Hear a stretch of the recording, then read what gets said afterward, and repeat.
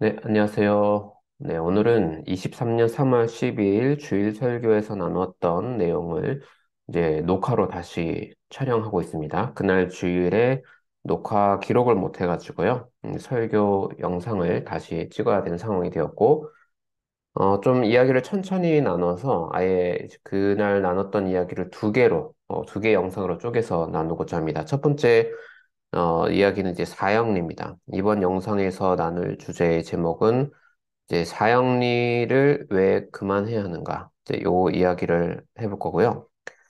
그날 설교 제목은 꼭 예수님을 믿어야만 구원받을 수 있나요? 라고 해서 이제 구원론에 관한 이야기였고, 본문은 로마서 2장 5절에서 11절입니다. 일단 사형리라는 것이 뭔지 아마 많은 분들이 아실 텐데요. 이제 사람들에게 예수님을 전해서 이제 구원받게 하기 위한 네 가지 영적 원리, 그래서 사형리 이런 이야기죠. 이제 이 사형리가 신학적으로는 왜 문제가 되는지, 그리고 그 생각의 폭이 왜 좁을 수밖에 없는지, 이제 그런 이야기를 먼저 문제 제기를 하고, 그 다음 이제 오늘 주제는 이제 에녹 세미나에 이제 최근에 나온 책이 하나 있어서 그 책을 소개하는 이야기까지 갔습니다. 주일 설교에 이제 바울이 전하는 구원에 이르는 세 가지 길이라는 책이 최근에 한글로 번역돼서 나왔어요. 이제 아마 요 이야기는 영상이 두 번째 파트로 갈 거고, 이제 오늘은 이제 사형리에 관해서 먼저 말씀드리도록 하겠습니다. 일단 사형리라고 하면 주로 저는 이제 선교 동아리 이제 IBF 출신입니다. 이제 어, 한 10여 년 전에 대학생 때 IBF 할 때 이제 사형리 많이 했었고요. 이제 길에서 사람들에게 사형리 전하고 막 길가에 옷가게에 들어가서 사형리 전하고 이런 게 선교 동아리 훈련 프로그램 안에 있었어요. 네, 지금도 많이 하는 것 같은데 요즘 IBF는 이제 조금 아마 지부마다 다르겠지만 잘 안 하는 것 같고 이제 보니까 CCC는 지금도 하고 있다고 하네요. 그리고 이제 뭐 전도 폭발, 전폭, 뭐 뭘 막 폭발시키는 분들이 있습니다. 네, 전도 폭발에서는 아마 지금도 사형리 이런 거 하고 있을 것 같아요. 그래서 복음을 전하는 거, 예수님을 전하는 거는 매우 매우 중요한 거긴 한데 그 전하는 이야기가 과연 성경 이야기를 충분히 요약하고 있는지 이런 문제인 거죠. 물론 이제 신학적으로 괜찮은 분들이 이 사형리처럼 깔끔하고 심플하게 기독교 이야기를 정리했느냐 하면 사실 그렇진 않긴 해요. 그만큼 그러니까 옵션이 없기 때문에 사람들이 사형리를 선택해서 예수님을 전하는 거가 맞는 것 같은데 사실 이게 신학자들이 해야 할 일이고 또 이제 공부를 하는 목회자분들이 사형리를 대신해서 전할 수 있는 그런 문구들을 재정리할 필요가 있죠. 그만 저도 좀 이제 고민해야 할 부분인데 문제는 이 연구를 하지 않고 계속해서 그냥 했던 것만 전하면 열정은 좋은데 오히려 성경을 좀 왜곡하게 되는 그런 효과가 있다는 것입니다. 자, 일단은 보면 사형리의 이야기는 이렇게 첫 번째 1번, 2번, 3번, 4번 네 가지 문장이 있는데요. 1번 문장 이런 겁니다. 하나님은 당신을 사랑하시며 당신을 위한 놀라운 계획을 가지고 계십니다. 예, 아무래도 처음에 이제 좋은 내용으로 시작을 해야 되니까요. 그리고 아주 틀린 말은 아니죠. 하나님이 당신을 사랑하십니다. 요게 우리가 기독교의 핵심 메시지가 맞으니까요. 네, 여기 자체로 큰 문제는 없는데 뭐 이제 놀라운 계획이라고 하면 이게 어떤 계획인지 이게 또 이것도 조금 생각해 볼 문제 있는데요. 일단 사형리에는 이렇게 몇 개의 문장마다 이제 한두 개의 성경 구절들이 이렇게 같이 있죠. 요 1번 표현에 같이 있는 문장은 요한복음 3장 16절입니다. 하나님께서 세상을 이처럼 사랑하셔서 외아들을 주셨으니 이는 그를 믿는 사람마다 멸망하지 않고 영생을 얻게 하려는 것입니다. 자, 사실 이 사형리의 모든 문장 표현들 구성의 문제는 뭐냐면 어떤 성경 구절을 가지고 어떤 원칙을 가지고 올 때 이 성경 구절을 도출해낸 이 성경이 예를 들어 요한복음이 이제 어떤 책이고 그리고 이 구절이 이제 어떤 맥락에서 누군가에게 하는 것인지 이제 1차적인 공부가 안 된 상태에서 그냥 이거를 가지고 뭔가 2차 가공을 빨빨 해버리는 거예요. 사실 모든 문장 표현들이 다 그렇습니다. 여기 이제 이 두 번째는 죄, 첫 번째는 사랑. 이렇게 할 때 성경 구절을 가지고 올 때, 그 성경에 대한 맥락을 빼놓고 빨리빨리 이제 어떤 원리를 도출해버리는 데서 이제 문제가 시작된다는 거죠. 일단 요한복음 같은 경우에는 지금 이 문장, 하나님의 아들을 주셨다. 이건 사람마다 예수를 믿는 사람 멸망하지 않고 영생을 얻게 하려는 거다. 자, 일단 이제 영생이라는 표현이 이제 요한 복음 플러스 요한 1, 2, 3서 이렇게 요한 계 문헌들이라는 게 있습니다. 조금씩 표현은 조금씩 달라지면 이제 공통된 특징들이 조금 있어서요.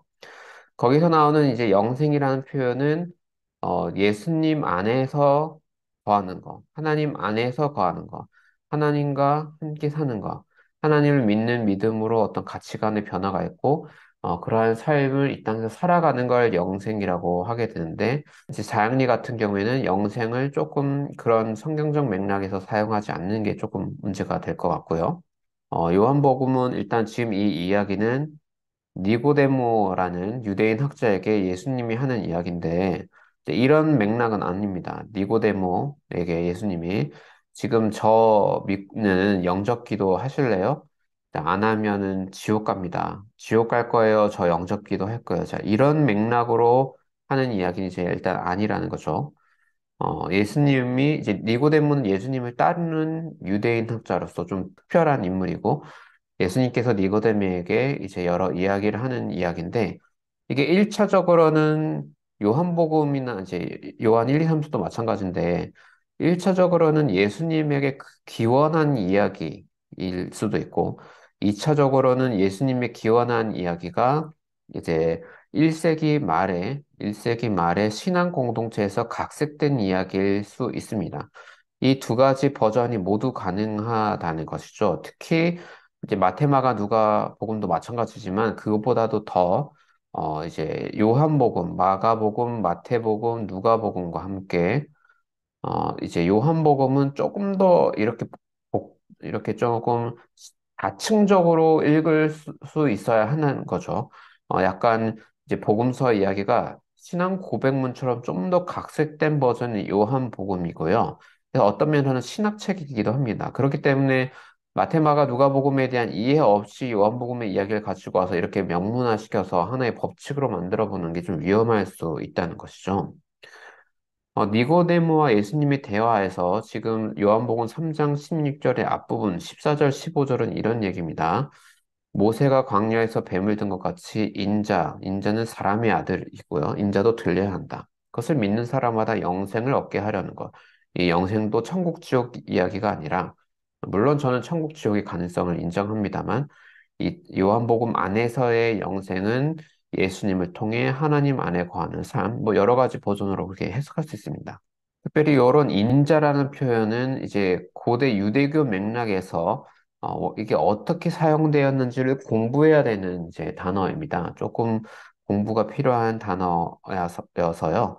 요 맥락 없이 그냥 요한복음 3장 16절만 사랑이구나, 죽지 않게 하려는 거구나, 뭐 이렇게 딱쭉 이제 잘라가지고 가져오면 안 된다는 거죠. 이런 이야기를 하신 이유는 예수님께서 하나님이 아들, 그러니까 여기서는 예수님 스스로에 관한 이야기겠죠. 네. 말씀드렸듯이 요한복음은 이게 예수님에게 1차적으로 기원한 이야기, 플러스 2차적으로 신앙 공동체의 신앙 고백문, 1세기 후반, 예수님은 AD 한 30년경이고, 거의 한 50년에서 70년 이후의 신앙 고백까지 합쳐진 이야기라고 보시면 됩니다. 하나님께서 아들을 세상에 보내신 것은 세상을 심판하려는 게 아니라 아들 예수님을 통해서 세상을 구원하려는 거다. 아들을 믿는 사람은 심판을 받지 않는다. 그러나 믿지 않는 사람은 이미 심판을 받았다. 그러니까 이미 심판을 받았다고 하는 거죠. 성교 동아리에서 저도 아이백할 때 그런 얘기 했는데, 너 오늘 죽으면 천국 갈 확신 있냐? 이제 이런 얘기. 그거 조금만 더 강조하면은 구원파가 되는 건데요. 구원의 확신, 이런 문제가. 지금 요즘에 이제 나는 신이다라고 넷플릭스 다큐에서 이제 여러 심각한 이단 사이비 종교들 소개가 되고 있는데, 그중에 이제 두 번째로 이제 오대양 사건을 다루면서 후반부에 구원파 이야기가 나오죠. 구원파의 맥락이 이제 이런 겁니다. 어떤 특정 종교적 프로세스를 거치면, 절차를 거치면 이제 그 사람은 완벽히 이제 구원에 이른다라는 거고, 구원파 같은 경우에는 이제 예수님을 통한 믿음으로 이제 과거의 죄와 현재의 죄와 플러스 미래의 죄까지 모두 다 해결됐다. 예수님을 믿는 믿음 안에서 이렇게 갔을 때 이제 미래에 있는 죄의 문제까지 해결해 버리기 때문에 이제 교리적으로 심각한 문제가 일으게 되는 거를 이제 기성교에서 이제 이렇게 가르치는 사람들을 구원파라고 하는데요. 구원파적인 이런 극단적인 해석을 하는 게 사실 기성교에 또 엄청 많아요. 이제 사형리가 약간 그런 효과를 일으키기도 했고요. 어쨌든 독생자의 이름을 믿는다는 게 사실 신앙의 출발이긴 하죠. 근데 이거를 조금 이런 식으로 좀 이상하게 왜곡시키는 경우가 조금 있다. 요한복음이 지금 이 3장 16절이 이야기하는 거, 심판을 받지 않는다는 것은 믿지 않는 사람은 이미 받았다는 거예요. 이미 왜냐하면 예수님과 동행하지 않는 하나님을 떠난 삶을 살고 있으니까 이미 심판받은 거야. 심판을 받았다는 것도 뭐냐? 또 설명을 하고 있죠. 빛이, 여기서 이제 예수님이겠죠. 성육신하신 하나님의 아들이 왔지만, 사람들이 자기들의 행위가 악하니까 회개하지 않는다는 거예요. 그래서 빛보다 어둠을 더 좋아한다. 계속해서 거기 머물러 있는다. 라는 게 이미 심판이라는 거야. 이게 요한복음의 독특한 언어입니다. 그러니까 심판이라는 개념도 사실 사복음서마다 조금씩 다르게 쓰이고요. 그래서 좀 복잡하죠. 요한복음은 요한복음 맥락에서 이미 실현된 심판을 얘기하고 있어요. 그런데 이제 이런 모든 맥락을 빼고 그냥 이 요한복음 3장 16절 가져와서 자, 하나님은 이제 이런 계획이 있는데 당신 지금 예수님 믿고 좌우 세계에서 영생을 얻을 준비가 되어 있냐? 이제 다른 이야기를 가져오기 위해서 요한복음의 맥락을 끊고 가져오는 그런 것이 좀 있다는 것. 놀라운 계획 뭐 나쁘는 건 아닌데 어쨌든 지금 요한복음의 맥락은 한 개인 개인의 그런 이야기보다도 세상 전체에 대한 구원에 관한 이야기가 조금 포커스가 되어 있다라는 것입니다. 물론 그 신앙생활 한 개인 입장에서야 이제 자기 자신과 하나님의 관계가 매우 중요한 건 맞죠. 근데 이제 거기에만 갇혀 있는 이야기는 아니다라는 것입니다. 자, 두 번째, 사형리 두 번째는 사람은 죄에 빠져 하나님으로부터 떠나 있습니다. 그래서 사람과 하나님 사이에 넘을 수 없는 어떤 이제 간격을 이야기해요. 갈 수 없는 것. 그러므로 하나님의 사랑과 계획을 인간은 아무도 알 수가 체험도 할 수가 없다. 약간 이제 인간과 하나님을 극단적으로 분리시켜 놓는 건데, 과연 이게 성경 이야기인가? 라는 것 좀 고민해 볼 필요가 있습니다. 근거 구절로는 이제 로마서 얘기를 나와요. 로마서도 진짜 공부가 많이 필요한 바울의 약간 신학 편지죠. 로마 3장에 이런 이야기가 있긴 있습니다. 모든 사람이 죄를 범했습니다. 그래서 하나님의 영광에 미치지 못하고 있습니다. 이런 구절이 있죠. 분명히 있습니다. 로마서에. 그리고 또 하나, 로마서 6장도 인용한데, 죄의 삭은 죽음이요 하나님의 선물은 예수 그리스도 안에서 영생입니다. 영원한 생명입니다. 이런 얘기 있죠. 이 두 가지 구절을 가져온데 물론 맞습니다. 맞는데 좀 입체적으로 생각을 해야 할 필요가 있어요. 로마서 3장 2, 3절이었죠. 모든 사람이 죄를 범했다. 그런데 3장 31절 이 이야기 조금 더 가다 보면요. 이런 이야기가 있어요. 야, 그러면 믿음으로 말미암아 율법 토라죠. 구약 성경의 토라. 율법 폐하는 없애는 겁니까? 그럴 수 없죠. 도리어 율법을 굳게 세웁니다. 사형리로 따지면 뭔가 이미 구약 성경을 받은 유대인들도 하나님과 다 단절된 사람들 같고 다 죽을 것 같고 또 하나님을 모르는 자연법, 그러니까 양심에 따라 사는 인간들, 예수님 모르는 사람들도 모두 죽을 것 같고 이런 질문 많이 하죠. 뭐 이순신은 구원 받았습니까? 세종대왕 지옥 갑니까? 석가모니도 지옥 갑니까? 막 이런 얘기 많이 하잖아요. 자, 사형리로 따지면 유대인들, 이미 신앙 공동체로 살아가는 유대인들, 그리고 자연법을 따르는 사람들 모두 다 이미 죽는 거고, 하나님과 인간은 완벽한 단절 관계에 있으니까, 예수님 아니면 모두 죽는 거, 약간 이런 식으로 설명을 가는데, 과연 그게 맞냐라는 것입니다. 이 부분은 조금 이따가 사형리 설명하고, 다시 이제 다른 가능성이 있는 성경 구절이 상당히 많다는 거 다시 말씀드리도록 하겠습니다. 그리고 죄의 삭은 죽음이다. 이제 예수님 믿으면 뭔가 영원한 생명 바로 얻는다. 뭔가 사형리를 인정하고 영적 기도를 한 사람은 급격한 변화 속에 있는 것처럼 더 이상 죄와는 관련이 없는 사람이 되는 것처럼 그렇게 사형리는 그런 분위기를 조장하죠. 근데 로마서 지금 죄에서는 사망입니다 한 다음에 로마서 7장에 보면 바울 자신이 자기 자신에 관한 이야기를 하는 게 있는데요. 뭐냐면 나는 착한 일을 하려고 하는데 어떤 악의 영향력 아래에 있습니다. 란 이런 고백을 해요. 자, 지금 사형리를 도출해낸 로마서, 그리고 이 로마서를 쓴 바울 예수님 믿는 사람이죠. 그리고 예수 안에 있는 사람입니다. 바울은 예수님을 믿는 사람을 박해하려다가 예수 안에 있는 그런 신앙을 갖게 된 사람이죠. 이 바울이 자기 자신을 어떻게 하냐면, 예수님 믿는데도 불구하고 선을 행하려 하지만 악과의 싸움 속에 있다라고 자기 자신을 얘기해요. 그러니까 자기 자신을 조금 이제 분리를 합니다. 속사람과 겉사람으로. 이게 사람들에게 자기 상태를 이해시키려고 얘기를 하는 거죠. 속사람으로 하나님 법을 즐거워하는데, 사형리 느낌으로 말하면 이제 바울은 영접기도 한 사람이에요. 영접기도 한 사람이지만, 근데 다른 법이 있다. 이게 지금 싸움이 있고, 나를 죄의 포로로 만들고 있다는 거야.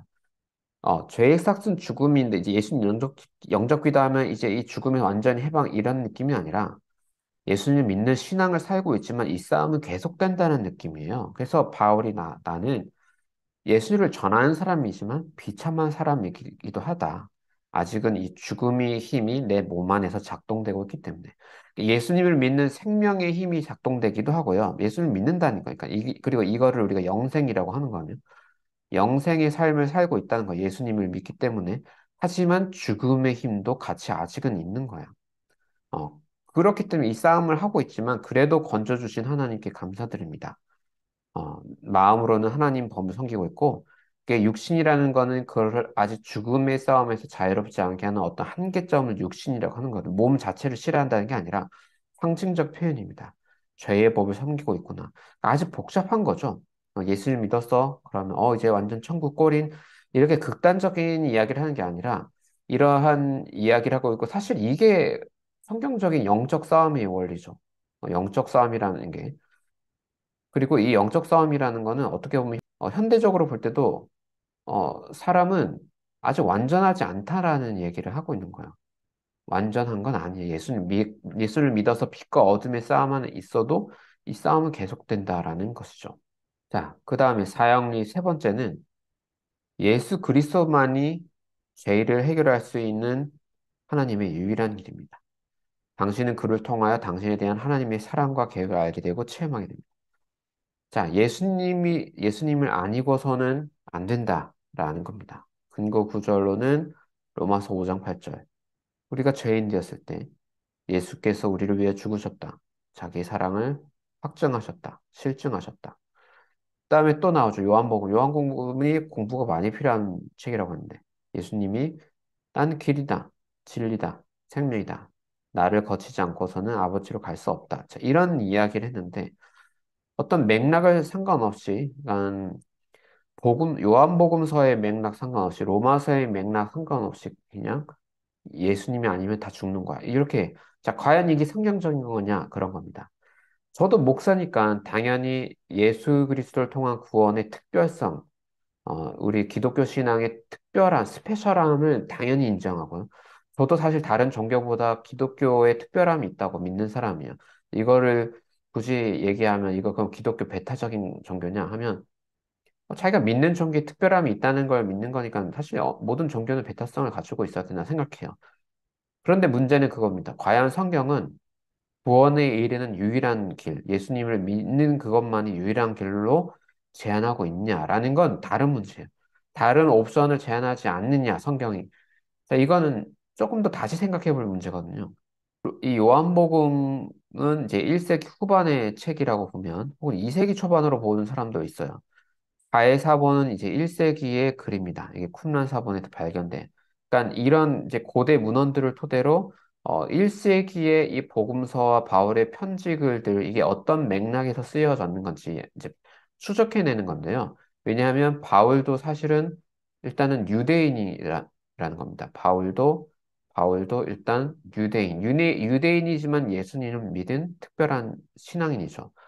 그리고 예수님 또한 유대인입니다. 지금 이 말씀을 하시는 예수님 또한 유대인이어서 1세기 고대 유대인들의 사고방식을 이해하기 위해서 자, 1세기의 그 여러 텍스트들을 이제 비교하면서 보는 거죠. 첫 번째 쿰란 사본에서 발견됐다는 이 텍스트를 보면 어떤 이야기가 있냐면요. 사람들이 이 모든 규칙에 따라 이스라엘 공동체 구성원이 되었을 때 그들은 광야에서 여호와의 길을 예비해라. 사막에서 우리 하나님의 대로를 평탄하게 하라. 이제 이런 이야기가 나옵니다. 말씀에 따라 그의 길을 준비하기 위해 강례로 가기 위해 사악한 자들이 거주했던 장소로 떠날 거다. 따로 모여 살기도 하고요. 이 길은 하나님께서 모세를 통해 명령했던 율법, 그러니까 토라를 연구하는 거고, 이것은 시대마다 계시되었고, 선지자들이 그의 거룩한 영을 통해 계시했던 모든 것에 따라 행해야 한다. 자, 이 쿰란의 신앙 공동체에서 길은 매우 중요한 상징적 언어고요. 신앙 공동체의 다른 라이프 스타일을 제안하는 거죠. 그러니까 이런 텍스트들을 볼 때, 우리 예수님 전에 활동했던 예언자로서 세례자 요한도 사실 길을 예비하는 자로 복음서가 묘사하고 있죠. 이제 이런 배경을 우리가 알게 된다는 겁니다.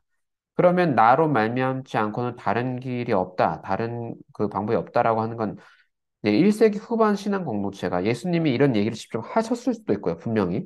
그리고 1세기 후반에 라는, 물론 이제 유대교 안에서의 새로운 신앙 운동을 하는 겁니다. 아직 지금 2000년대를 사는 우리가 이해하는 새로운 종교라기보다는 새로운 신앙 운동을 하는 그 사람들에게 예수님 얘기한 이 길은, 이런 표현은 매우 중요하죠. 나는 길이다. 이제 이런 맥락, 그러니까 다른 신앙 운동과는 다르다, 차원이 다르다라는 맥락에서 나는 길이다, 진리다. 이제 이렇게 작동된다는 것입니다. 이제 이런 용어들이 그때 어떻게 사용됐느냐를 이해한 다음에 그 다음에 요한복음의 이야기를 보자는 거죠.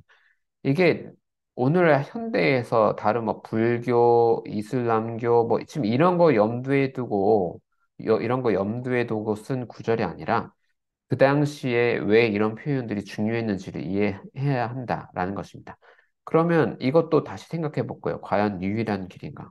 예수님을 유일한 길이라고만 해야만 어, 신앙이 특별한 건가? 이제 이런 질문들을 할 필요가 있습니다.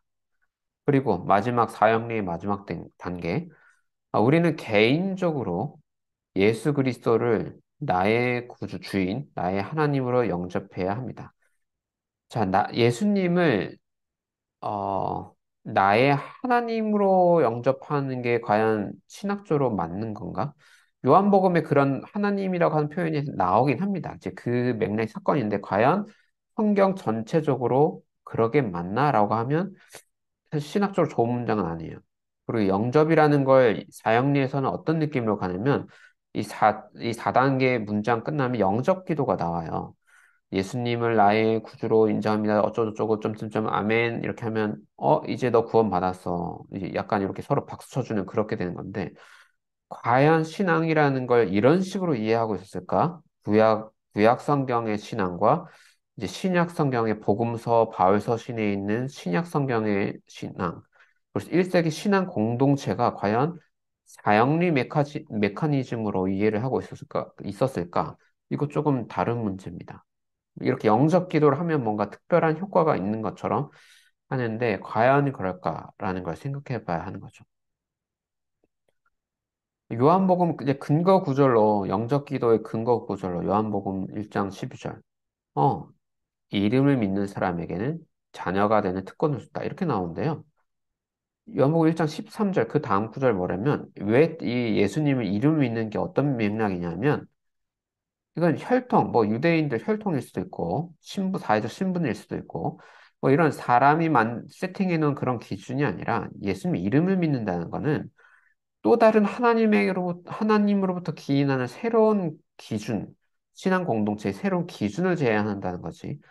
예수님 이름 자체는 사실 특별한 이름은 아니에요. 예수님 이름, 우리 여호수아, 예수, 그리고 AD 6, 70년대에도 예수의 이름이 예언자 활동이 있어요. 그러니까 예수님 이름으로 기도합니다. 예수님 믿습니다 하는 이름 자체를 믿는 게 특별한 건 아닌 거죠. 예수님 이름을 믿는다는 건 뭐냐면 그 전까지 가지고 나왔던 어떤 종교적, 사회적 어떤 관행들, 인간적 관행들, 거기를 초월해서 뭔가 다른 기준을 제안한다라는 맥락인 겁니다. 자, 에베소서 2장 8절도 이렇게 근거 구절로 가지고 건데, 자, 믿음을 통해 은혜로 구원받았습니다. 자, 이것도 구원을 사실 이건 교단 신학에서도 이걸 중요하게 보는데요.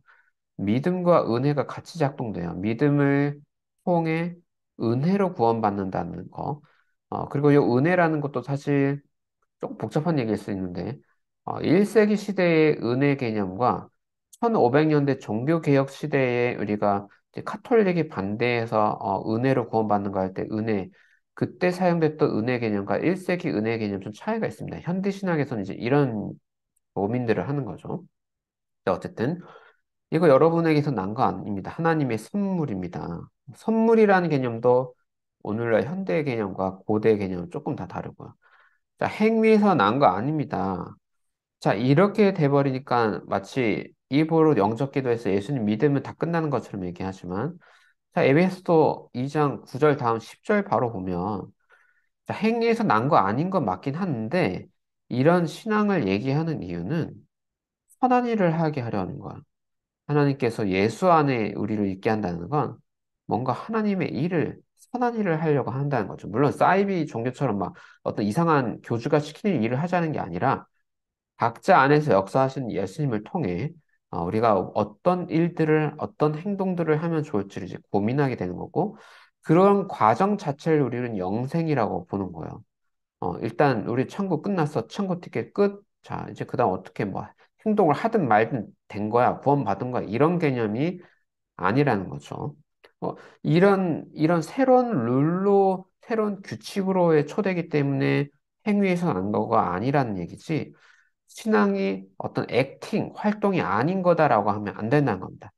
종교개혁 시대에 캐톨릭이 좀 상태가 안 좋았을 때 문제는 선한 행위를 이제 공로 개념으로 누적의 효과로 생각해서 다른 사람의 공로를 이제 뭔가 돈을 많이 내거나 뭐 교회 헌금을 하면 가져올 수 있다. 뭐 이런 식으로 조금 이상한 시스템을 만들어서 문제고요. 이게 종교개혁 때 좀 이거 좀 극단적으로 할 때, 물론 루터가 행위가 필요하지 않다 이렇게 얘기한 건 아닌데, 종교개혁의 운동이 좀 극단적으로 가면 이제 행위 없는 구원으로 좀 빠져버리게 되기도 합니다. 이제 이렇게 되면 사실 사이비 쪽으로 가게 돼요. 사형리가 이제 조금 빈곤함, 이제 신학적 빈곤함이 있기 때문에 이게 한 발자국만 더 가면 이제 구원파처럼 자, 입으로 예수님 믿었어? 그럼 너 오늘 죽어도 천국 가는 거야. 이제 이런 식으로 극단적인 교리를 만들어내기 때문에 좀 위험하다는 것이죠. 요 부분은 다음 영상에 설 내용으로 해서 어, 넘어가겠습니다. 그냥 포인트만 넣으면 1세기의 요 신앙 고백의 이야기에 악마라는 개념, 그리고 하늘의 통치자들, 뭔가 불순종의 자식들, 뭐 여러 다양한 이야기가 있어서 요것도 하나의 세계관과 이해해야 됩니다. 그리고 지금 이 이야기는 바울이 아까 나는 선을 행하려고 하는데 이게 잘 안 됩니다. 라고 할 때에, 우리가 지금 바울의 세계관에서 같이 이야기해야 하는 거가 있다는 거죠. 이거를 가장 잘 캐치하는 게 바로 에녹 세미나입니다. 이제 이거는 우리가 꼭 이거를 그러니까 성경의 구절에 이런 내용이 있으니까 우리가 이걸 그대로 문자적으로 믿어야 된다 이런 얘기가 아니라 이제 성경의 세계관을 이제 이해해야 한다라는 거죠. 세계관 하면 기독교 동아리에서 기독교 세계관 운동에서 막 창조, 그다음에 타락, 구속, 그래서 지금 막 선악과 잘못 묶어가지고 다 타락해가지고 예수님 아니면 우리 다 죽는 거 이런 식으로 가는 거 전혀 신학적이지도 않고 굉장히 빈약한 틀이거든요. 자, 이런 게 아니라 진짜 신학자들이 얘기하는 것처럼 어떤 세계관에서 이런 신앙의 언어들이 나왔는지를 이해하고 그 다음에 현대적으로 어떻게 재해석해야 될지 그 과정까지 들어가야 합니다. 자, 그래서 지금 요거는 넘어가도록 하겠습니다. 여기까지 가고 이야기를 마칠 텐데요. 자, 그럼 성경을 좀 종합적으로 볼 때, 구원의 대상이 누구냐라고 할 때 이런 거죠. 자, 그럼 구약 성경에 나오는 유대인들 예수님 안 믿으면 다 구원 못 받는 거냐? 다 지옥이냐? 과연 그게 성경적인 아이디어인가? 고민해 봐야 됩니다. 그러니까 예를 들어 모세, 그다음 아브라함, 뭐 여호수아, 뭐 룻, 뭐 다 죽은 거예요? 다 지옥 가는 거예요? 예수님 영접기도 안 했으면? 예수님만이 유일하다고 하면은 이런 문제가 생기는 거거든요. 그리고 이게 과연 구약 성경을 믿는 사람들, 이제 신약은 1세기 때 성경이 아니기 때문에 그들의 생각의 틀에서 과연 이렇게 생각했을까? 다 죽었을 거다, 다 심판받고 뭐 이렇게 생각했을까? 로마서 1장 17절 보면 바울도 유대인이라는 거죠. 유대인 보면 하나님의 의가 복음에 나타나는데 이건 믿음의 근거에 일어납니다. 이렇게 보면 이게 그런 맞는 그 자연리가 맞는 것 같죠. 그런데 성경에 기록된 바 구약에서도 이 구약 인용한 거예요. 의는 믿음으로 산다고 한 거예요. 믿음에 근거한다라고 하는 게 사형리에서 나오는 독특한 게 아니라 이게 구약부터 전해내려는 독특한 언어라는 것입니다. 믿음으로 살 것이다. 이거 하박국에서 인용한 거죠. 하박국 2장 4절. 마음이 한껏 부푼 교만한 줄을 보아라. 그는 정직하지 못하다. 정직하지 못한 악인에 비해서 의인은 믿음으로 살아간다. 자, 그럼 하박국 예언자 영접 기도했냐? 예수님 믿었나? 그러면 예수님 안 믿었으면 하박국도 지옥 가는 겁니까? 성경에 있는 하박국서인데. 이게 조금 복잡하다는 거죠. 의인은 믿음으로 살다 했는데 이거 영접 기도를 말하는 건 아니라는 거고, 이 믿음으로 산다고 할 때 이 믿음이 행동이 없는 믿음을 말하는 건 아니라는 거죠. 구약의 믿음이란 언어가 그런 건 아니기 때문에 에무나라는 어떤 신실함, 그것은 언행일치일 수도 있어요. 실천으로 살아가는 삶을 말하는 건데, 그거를 신약에서 바울이 구약의 언어를 가져와서 그냥 믿음으로 사는 겁니다라고 한다는 거죠. 이 믿음은 우리가 현대인들이 생각하는 그렇게 어떤 기도문을 인정한다. 아니면 예수님을 뭐 내가 요런 거랑은 조금 성질이 다르다라는 것입니다. 자, 그러면 유대인은 뭐 조금 고민해 보자. 그럼 비유대인들, 유대인이 아닌 민족은 또 구원받을 길이 없는 건가? 이것도 좀 고민해 볼 문제예요. 뭐냐면 이사야 45장 1절. 페르시아 왕 고레스거든요. 기름 부었다 그래요. 왕에게 기름 부은 거. 이거 사실 구약에서의 언어가 바로 메시아입니다. 페르시아 이방 나라의 왕을 메시아라고 또 하고 있어요. 이사야 45장에서. 자, 내가 너의 오른손을 잡고 유대인 왕 아니에요, 고레스는. 열방을 네 앞에 굴복시키고 이렇게 얘기합니다. 고레스 들어라. 고레스가 왜 중요하면 페르시아 왕 고레스를 통해서 이제 바벨론으로 포로됐던 유대인들이 다시 이스라엘 고향으로 돌아오게 되거든요. 자, 고레스가 야훼 하나님 믿는 사람은 아니겠죠. 이 외국의 왕에게 이제 하나님이 얘기하는 거예요. 내가 너를 사용했다. 라는 것입니다. 자, 고레스 교회 다닐 유대교 신앙 아닙니다. 자기 종교가 있겠죠. 하지만 하나님의 역사심, 하나님의 큰 하나님의 눈으로 볼 때는 하나님은 고레스를 사용하신 거예요. 이게 이스라엘 신앙 고백입니다. 이사야 11장 11절. 그날이 오면, 여호와의 날이 오면 주님께서 다시 손을 펴서 남은 백성들, 아시리아, 하 이집트, 상 이집트, 에티오피아, 엘람, 바빌로니아 등등. 자, 이 외국의 모든 사람들을 자기 소유로 삼으실 것이다. 이거 전부 뭐 개종한다는 건가? 아니, 전부 이거 예수님 믿게 한다는 건가? 그런 게 아니고 하나님께서 그들을 품을 것이다 라는 이야기를 하고 있죠. 이런 이야기들이 좀 있습니다. 그리고 신약에도 보면 유대인이 왕으로 나시니 어디 계십니까? 보통 이것도 페르시아 쪽으로, 요 쪽으로 보는데, 동방에서 점성술사들, 지식인들이 와서 예수님을 경배하려고 오고 선물도 준비해 오죠.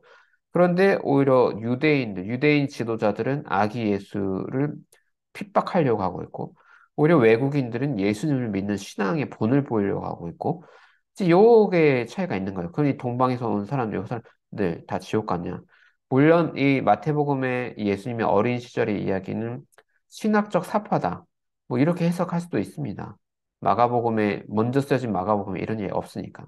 어쨌든 신학적 사파든 아니든 간에 유대인들이 아닌 사람들이 예수님을 따르는 이야기로 지금 시작하고 있죠. 그럼 비유대인들 모두 심판받는 거다. 모두 지옥 가는 거다. 이렇게 생각하기엔 좀 애매한 부분이 있다는 겁니다. 그리고 로마서 13장에 보면 사람은 위에 있는 권세, 이거 정치, 경제 지도자들 말하는 거야. 복종해야 돼. 왜냐하면 그거 다 하나님께로부터 온 거야. 그러니까 이미 있는 세상의 정치인들도 사실 하나님께서 세워주신 거야. 라는 얘기 하는 거거든요. 그럼 세속 직업군에 있는 정치계에 있는 거 모두 지옥 간다. 이런 아이디어는 아니라는 거죠. 음. 그러니까 그런 다른 하나님께서 하나님의 백성으로 삼을 수 있는 다른 가능성을 모두 없애는 게 아니에요. 그럼에도 불구하고 예수 그리스도는 특별한 구원의 길이죠. 구원의 길. 이게 신약 전체가 하는 얘기니까. 왜냐하면 성육신하신 하나님의 아들, 성육신하신 하나님의 아들이기 때문에 그래요.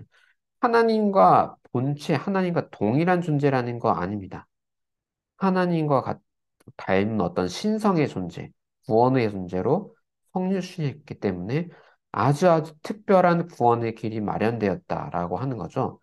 그런 이걸 믿는 게 약간 메시아 신앙에서도 좀 독특한 메시아 신앙이기 때문에 이 메시아를 그리스어로 하면 그리스도거든요. 그래서 그리스도교의 독특성이 생겨납니다. 다른 구원의 가능성을 모두 차단하지 않아요. 굉장히 구약 성경부터 신약까지 넓은 가능성을 가지고 있고 그럼에도 불구하고 예수님을 믿는 신앙이라는 것에 독특성, 특별함이, 스페셜함이 있다는 얘기입니다. 마지막 하나 더 하면 그러면 예수님 영접 기도했어. 예수님 믿었어. 그러면 이제 심판은 없는 건가? 성경은 좀 다양한 얘기가 있습니다. 어, 요한복음에는 분명 예수를 믿으면 이제 심판을 받지 않는다. 예수를 믿음으로 이런 얘기가 있지만 성경 전반적으로는 심판이 함께 있어요. 뭐냐면 베드로전서 1장 17절 사람을 겉모양으로 판단하지 않으시고 각 사람의 행위대로 심판하시는 분을 우리가 아버지라고 부르고 있다. 아버지를 부르기는 이제 신앙이죠.